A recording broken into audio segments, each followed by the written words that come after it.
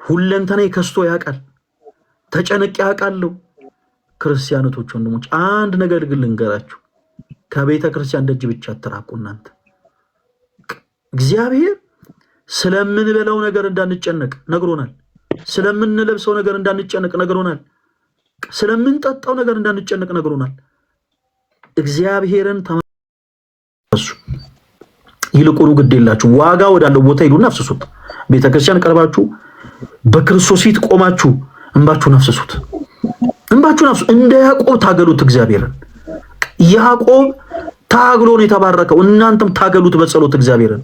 ወደ መቅደሱ ቀረቡና አምላኬ ሆይ እባክህን ብላችሁ የልባችሁን ቋጠሮ ሁሉ ዝርግፍ አድርጋችሁ ንገሩት። ዝርግፍ። እግዚአብሔር መልስ አለው። እግዚአብሔር ያቅበታል። ያጣነውን ነገር መልሶ መስጠት ይችልበታል። የልባችንን ቋጠሮ መፍታት ይችላል ክርስቶስ። የቤታችን ጎዶሎ መሙላት ይችላል። ከኛ የሚጠበቀው ራሳችን ወደ ክርስቶስ ማቅረብ ብቻ ነው። በጨነቃችሁ በጠበባችሁ ሰዓት ግን፣ ሰላም ባጣችሁ ሰዓት ግን ከቤተ ክርስቲያን ርቃችሁ ምሽታ ቦታዎች፣ ዳንኪራ ቦታዎች፣ እኔ ኮንሰርት ይሻለኛልም እያላችሁ በየመጠጥ ቤቶች ራሳችሁ የምታስቀምጡት ከሆነ ግን ምኑ ችግራችሁ ላይ ችግር ይደራረባል። ችግራችሁ ላይ ችግር ይደራረባል። ስለዚህ ስትጨነቁ ስትጠበቡ ክርስቲያኖች ወንድሞች ሁልጊዜም ምርጫችሁ ቤተክርስቲያን ትሁን። ቤተክርስቲያን ትሁን። ሰው የሆድማም አሞኛል ብሎ አይደል እንዴ ጤና ጣቢያ የሚሯሯጠው? የሆነች ነገር ውስጥ ሰላም እየተሰማኝ አይደለም ብሎ አይደል እንዴ ሐኪም ቤት የሚሄደው? ከቤተክርስቲያን በላይ የሐኪም ቤት ደግሞ የት ይገኛል? ስለዚህ የእረፍት ቦታችን ናት ቤተክርስቲያን። ሐኪም ቤታችን ናት ቤተክርስቲያን። ራሳችሁን ወደ ቤተክርስቲያን ይዛችሁ ተመለሱ። ወደ ቤተክርስቲያን ቅረቡ። ሰዎችን አትመልከቱ። በቤተክርስቲያን ውስጥ ብዙ ሰዎች እንደዚያ እሾሃማ ናቸው። በንግግሮቻቸው ይዋጋሉ። እንደ ቀጭኔ ትዕቢተኞች ናቸው። አንገታቸው የረዘመ ነው። ጎንበስ ብሎ ሰው ማየት የማይፈልጉ አሉ። በቤተክርስቲያን ውስጥ ሰዎችን አትመልከቱ። እናንተ ዋጋ የከፈለላችሁን ክርስቶስን ተመልከቱና ወደ ቤተክርስቲያን ቅረቡ። የጭንቅ አማላጅ የሆነችውን ድንግል ማርያም ቀረበ ብላችሁ ጠይቋት፣ ተማጸኗት። የጨነቃችሁን ነገር ንገሯት፣ እርሷ ታውቅበታለች። ያኔ ስለ እውነት ታመሰግናላችሁ። ቸኮልን እንጂ ያኔ እግዚአብሔር ይህን ያደረገው ለበጎ ነበር ትላላችሁ። ይኸው ዛሬ እኔ ስለ እውነት በቁም ነገር ልንገራችሁ። ዛሬ የምትችሉ ሰዎች በአጠቃላይ ይኸውላችሁ ቤተክርስቲያን መሄድ የምትችሉ ሰዎች ቤተክርስቲያን ሄዳችሁ አንብታችሁ የጨነቃችሁን ነገር ለክርስቶስ ንገሩት። ቤተክርስቲያን እንኳን መሄድ የማትችሉ በሩቅ ምስራቅ ሀገር ያላችሁ እህት ወንድሞቻችን ባላችሁበት ክፍል ውስጥ በአንቃዶ ልቦና በተመስጦ ሕሊና ሆናችሁ እግዚአብሔርን ለምኑት፣ ተማጸኑት። እግዚአብሔር ቀንን አሳልፎ ጨለማውን ገፎ ለእናንተ ብርሃንን ሲያነጋ ትመለከታላችሁ። ይሄ እንዲሁ ዝም ብሎ የሚነገር ነገር አይደለም። በአይናችሁ የምታዩት ነገር ስለሆነ እናንተው ለራሳችሁ ምስክር ትሆኑበታላችሁ። እናንተ ግን ራሳችሁን ወደ ቤተክርስቲያን አቅርቡ። ሌላው ብዙ ጊዜ ሰዎች ራሳችን ላጠፋ ነው ራሳችን እናጠፋለን ምናምን የሚሉት ቅድም እንዳልኳችሁ በፍቅር ህይወት በሚገጥማቸው ምክንያት፣ በትዳር ህይወት በሚገጥማቸው ክህደት ነው። ክርስቲያኖች ወንድሞች እግዚአብሔር ነው ትዳርን የሚሰጠው። በትዳር ህይወታችሁ እናንተ ታምናችሁ እስከኖራችሁ ድረስ እናንተ አጠገባችሁ የነበረው ሰው ክዷችሁ ብታገኙት አትዘኑ፣ አትከፉ። ምክንያቱም ይህንን ስህተት የሰራችሁት እናንተ ሳትሆኑ ያ ሰው ነው። ንስሐ መግባት ያለበት ከክርስቶስ ጋር ዳግም መታረቅ ያለበት ያ ሰው ነው። ማልቀስ ያለበት ያ ሰው ነው። እናንተማ ታምናችሁ በመኖራችሁ ልትኮሩ ይገባል። በራሳችሁ ልትኮሩ ይገባል። ታምናችሁ የኖራችሁ ሚስቶች በትዳራችሁ ረጅም ጊዜ ታምናችሁ ልጆች አፍርታችሁ ለባሎቻችሁ ታምናችሁ የኖራችሁ ሚስቶች ልትኮሩ ይገባል። በነገራችን ላይ ሰማዕትነት ነው። በዚህ የፍትወት ዘመን ሰው ራሱን ተቆጣጥሮ በጣም ይቅርታ፣ ሰው ራሱን ተቆጣጥሮ ከአንድ ሰው ጋር ጸንቶ መኖር በማይችልበት ዘመን ራሳችሁን ተቆጣጥራችሁ ለባሎቻችሁ ተገዝታችሁ የኖራችሁ ሚስቶች ልትኮሩ ይገባል። እናንተ ንዑዳን ክቡራን ናችሁ። ይሄ ሰማዕትነት ነው። ልትመሰገኑ ይገባል። በዚህ እሳት በሆነ ዘመን ፍትወት እንደ ነበልባል በሚነድበት በዚህ ዘመን በዚህ ከባድ ጊዜ ልጆቻችሁን እያሳደጋችሁ ለሚስቶቻችሁ የታመናችሁ ባሎች እናንተ ንዑዳን ክቡራን ናችሁ። ሰማዕትነት ነው። ይሄ ቀላል ነገር አይደለም። በነገራችን ይሄ ሰማዕትነት ነው። ልትኮሩ ይገባል። ልትኮሩ ይገባል። ያ ብቻ አይደለም፣ በትዳራችሁ ላይ ሄዳችሁ ተጸጽታችሁ ንስሐ የገባችሁ ሚስቶች እናንተም ልትኮሩ ይገባል። እንዳጠፉ ሰዎች ኃጢአታቸውን ኮርተው እንደሚናገሩ ሰዎች ኮርታችሁ አልተቀመጣችሁም። ክርስቶስን ይቅር በለን በድለናል ብላችሁ የትዳር አጋራችሁንም አምላካችሁ ክርስቶስን ይቅር በለን እስካላችሁ ድረስ ልትኮሩ ይገባል።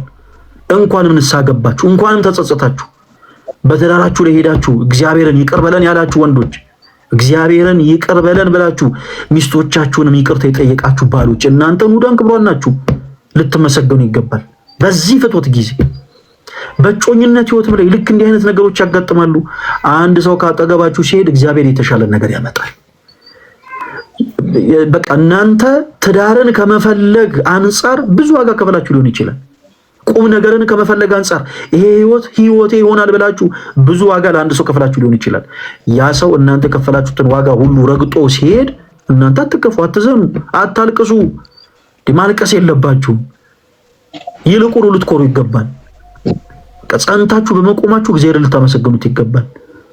ዙሪያችሁ ያለ ሰው የምታውቁት ወዳጃችሁ እንደው ባሌ ያልሽውን ሰው ካጠገብሽ ይዛ ስትሄድ፣ ሚስቴ ያልካትን ሴት ካጠገብ ይዞብህ ሲሄድ እገሌ እኮ ሚስቴን ቀማኛት በል፣ እገሊት እኮ ባሌን ወሰደችብኛት በይ፣ ችግሬን ወሰደችልኝ በይ፣ ችግሬን የወሰደልኝ በል። ወዳጅ እግዚአብሔር ለሁሉም ጊዜ አለው።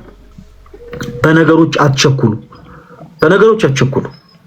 በቃ አንድ ነገር ሄዳችሁ ቤተክርስቲያን ለመናችሁት ሊሆን ይችላል፣ አልቀሳችሁ ሊሆን ይችላል፣ መሬት ላይ ተንከባላችሁ ሊሆን ይችላል፣ በጣም አንብታችሁ ሊሆን ይችላል፣ በጣም ተመላልሳችሁ ሊሆን ይችላል። እግዚአብሔር ዝም ካለ ምክንያት አለው።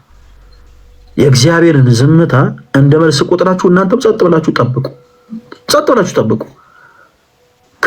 የክርስቶስን ዳግም ምጽአት እንደምንጠብቅ ታውቃላችሁ ክርስቲያኖች አይደል? የክርስቶስን ዳግም ምጽአት እንጠብቃለን። ጸሎቱን እናቆዩ አንድ ጊዜ።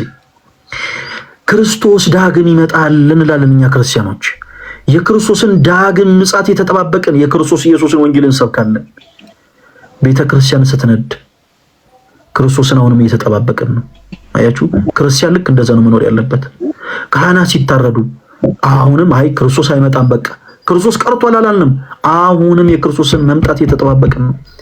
አላውያን ተነስተው ቤተክርስቲያንን ሲያፈርሷት አይ ክርስቶስ አይመጣም አላልንም። ክርስቶስን እየተጠባበቅን ነው።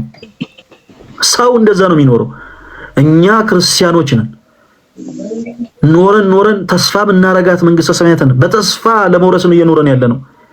ተስፋችን ደግሞ ማን ነው? ክርስቶስ ነው። ቤተክርስቲያን ነዳለች። ካህናት በቤተ መቅደስ ታርደዋል፣ ደማቸው ፈሷል፣ ምዕመናን ሞተዋል። ቤተክርስቲያን ፈርሳለች፣ ቤተክርስቲያን ተቃጥላለች። ይህ ሁሉ ሲሆን ክርስቶስ አይመጣም፣ ክርስቶስ ቀርቷል አላልንም።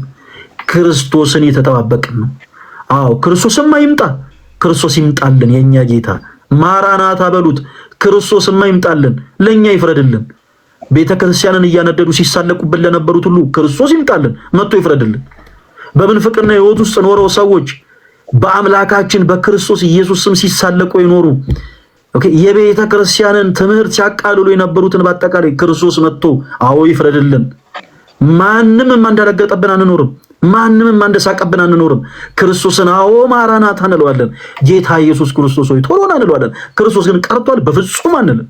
በፍጹም ቤተክርስቲያንም ስትነድ ክርስቶስ ቀርቷል አንልም። ቤተክርስቲያን ስትፈርስ ክርስቶስ ቀርቷል አንልም። ወንድሞቻችን እህቶቻችን ሲሰቡ ክርስቶስ ቀርቷል አንልም አላልንምም። ይልቁኑ ጌታ ኢየሱስ ክርስቶስ ሆይ ቶሎ ና ግን እንለዋለን፣ ማራናታ እንለዋለን። ስለዚህ በህይወታችሁም ልክ ክርስቶስ ይዘገይ፣ ጌታ ሆይ ቶሎ ና፣ በትዳር ህይወቴ ግባ፣ በትምህርት ህይወቴ ግባ፣ በስራ ገበቴ ግባ፣ በቤተሰብ ክርስቶስን እናንተ ማራናታ ስትሉት፣ ክርስቶስን ወደ ቤታችን ግባ ስትሉት ክርስቶስ ይገባል። የትዳር ህይወታችሁ ሲበጠበጥ ክርስቶስን ወደ ህይወታችሁ ማታስገቡት ከሆነ ትዳራችሁ ይፈርሳል። ስለዚህ ሰላም ያጣችሁ ሰዎች በትዳራችሁ ማለት ክርስቶስን አስገቡ። በትምህርታችሁ ውጡት። በስራችሁም ስኬታማ ልትሆኑ ያልቻላችሁ ሰዎች በስራ ህይወታችሁም ክርስቶስን አስገቡት፣ ጣልቃ አስገቡት። ክርስቶስ የገባበት ነገር ሁሉ በረከት አለው። አለቅ። ክርስቶስ የገባበት ነገር ሁሉ ነው የሚስተካከለው።